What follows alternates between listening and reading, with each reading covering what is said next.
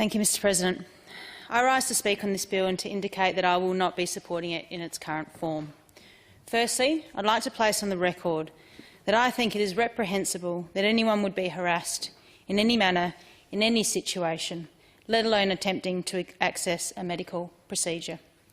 I believe we all have the fundamental right to go about our daily lives and decisions without abuse or threat.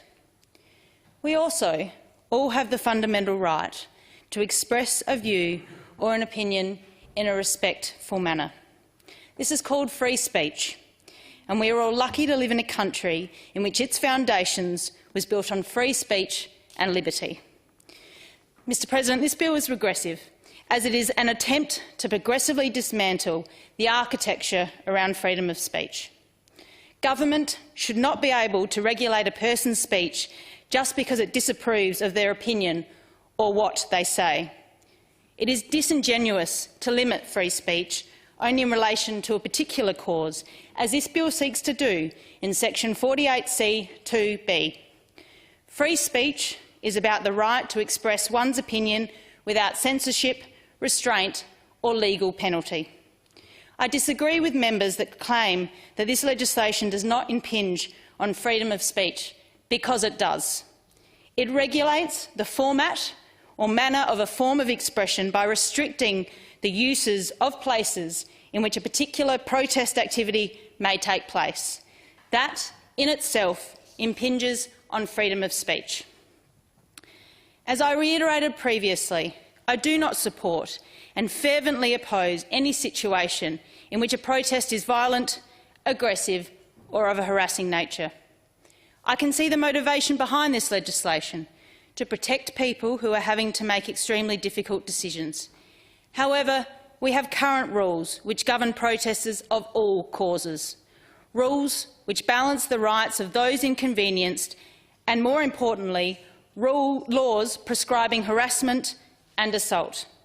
I draw the Chamber's attention to the Summary Offences Act 1953, which refers to disorderly or offensive conduct or language, behaving in a disorderly or offensive manner, and then defines offensive to include in threatening, abusive or insulting. These laws already exist to protect our citizens from harassment, and further laws such as these do nothing more than to threaten to protect the value of freedom of expression. Mr Acting President, I would also like to talk about the reality of this legislation. In 2017, several members of the ACT community were fined for praying silently in Canberra's CBD after the passing of legislation in the ACT preventing protests in the vicinity of an abortion clinic. During this debate in the other place, some members have suggested that silent prayer in itself could not be interpreted as a prohibited behaviour in any case. It is true that this may not be the intended consequence of the bill, but what we have seen occur in the ACT shows that this is the reality. So members are aware, let me step you through the consequences of this legislation. A zone similar to the proposed legislation today was introduced around the Moore Street Clinic in Canberra in March 2016. A group of individuals who had held vigils at the civic clinic every Friday for 18 years. After the legislation was passed, the group no longer held group vigils, remained silent, did not use placards and instead prayed as individuals. Despite this, police fined 3 of these individuals and temporarily took another into custody for praying within the protest exclusion zone. Again, it may not be the intended consequence, but like much legislation, it is the reality. That is why I will be moving an amendment identical to the amendment moved in the other place by the Minister for Environment and Water to ensure that silent prayer cannot be interpreted as prohibited behaviour. This would enable people to peacefully and silently provide prayer for individuals as they enter or leave a protected premises. Because, Mr Acting President, there are stories of the women who have actually, by choice, approached those so-called protesters. Women who felt that their circumstances meant they had no other choice but to seek an abortion. Women that felt pressured to make a decision based on the lack of necessary support. These women, feeling empowered, have then changed their minds and have raised their children with the support of this community. Stories such as Ashika and Sura, who came to Australia after the earthquakes in Nepal with little money and no family support. They were not aware of the support structures available in Australia. When remembering her past journey, Ashika said, "I was so stressed outside the abortion clinic. My husband and I just stopped there. My husband went to talk with one of the people sitting on the side of the road. He didn't force us to stop or listen to him. He just spoke with us about our problem, why we were choosing abortion. My husband told our story. The man, Paul, told us about the things he could help us with, and we don't have to abort our baby. He really helped us. He helped us to bring our mother out to Australia to help take care of the baby whilst I was studying and my husband was at work. He also helped us with accommodation and other things." Mr President, another story from Sarah, a young woman who walked into the cafe adjacent to the abortion clinic to ask for directions to the clinic. She spoke to Marguerite, the then owner of the cafe, and after a friendly conversation, Marguerite gave her literature on pregnancy support and her mobile number. 1 hour later, the young woman phoned Marguerite to thank her for the information and to say that she had decided to keep her baby. In 2013, Sarah's healthy baby girl was born, and Marguerite continued to support Sarah, bringing her needed goods for her and her baby.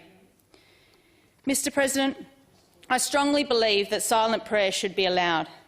By explicitly allowing individuals to practice silent prayer near an abortion clinic, a woman then has the option to seek their support, such as we hear in stories. There has been a lot of discussion on women's choice, and this is another example of choice. By removing these people from this area, you remove the woman's choice to approach and engage. And, Mr President, I believe that the saving of one life and the provision of support for these women justifies the amendment. Mr President, I am also extremely uncomfortable with the wording of the proposed amendments to the Healthcare Act. Under section 48E, the proposed changes state, "A police officer may, if the police officer reasonably suspects that a person has engaged or is about to engage in prohibited behaviour in a health access zone, direct the person to immediately leave the health access zone. And, Mr President, if he or she fails to comply, they are guilty of an offence with a maximum penalty of $10,000. There are 5 words that I'm extremely uncomfortable with, Mr President, and they are the words "or is about to engage." Now, I am no lawyer, but even I know that there are some basic principles of criminal law, and one of those is that you cannot arrest someone before they've actually committed a crime. After doing some research on the topic, Mr President, I can tell you that there are 5 principles of criminal law, which are 1. Actus reus, or guilty act; 2. Mens rea, or guilty mind; number 3, and probably the most important, Mr President, the concurrence of actus rea, guilty act, and mens rea, guilty mind; 4. Causation; and 5. Harm. Mr President, legally I'm not sure how one can satisfy oneself beyond reasonable doubt that someone is about to engage before they have actually engaged in prohibited behaviour. I believe there is a significant risk, Mr President, that with the use of these words, members of the public could be religiously profiled and in doing so be forced to leave a health access zone before actually committing a crime. And, Mr President, this bill has been carefully crafted so that the crime is not actually committed unless the member of the public argues the point as to why they may be within the health access zone, other than to protest and refuses to leave the zone. Mr President, what happens if this person is visiting a sick friend or relative in a hospital where abortions are performed? What about their right to be in a public space? And so, Mr President, I believe this legislation is flawed and problematic. Mr President, when working on a measure that restricts freedom of expression, we need to ask ourselves a number of important questions.